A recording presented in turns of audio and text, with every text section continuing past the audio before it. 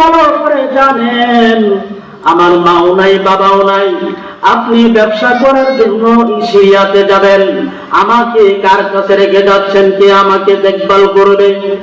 এমন মন খারাপ কথা যখন বলল, চাচা আবু তালেব ডাক দিয়ে বলতেছে সাথীদেরকে, আমার এই বাতিজা আমাকে ছাড়া থাকতে পারে না, আমিও তাকে না দেখলে ভালো লাগে না। এইবার নিয়ত করেছি এই সিরিয়ার কাফেলাতে ব্যবসার জন্য আমার বাতিজাকে নিয়ে যাইব। এবার রাসূল সাল্লাল্লাহু আলাইহি সাল্লামকে নিয়ে সিরিয়ার উদ্দেশ্যে রওনা হয়ে গেলেন।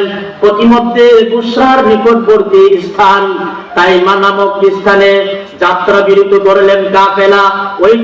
ওই জায়গাটা ছিল খ্রিস্টান পল্লী।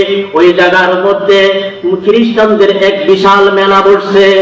একদিন এই খ্রিস্টান পল্লীর যে ধর্ম উপাসনের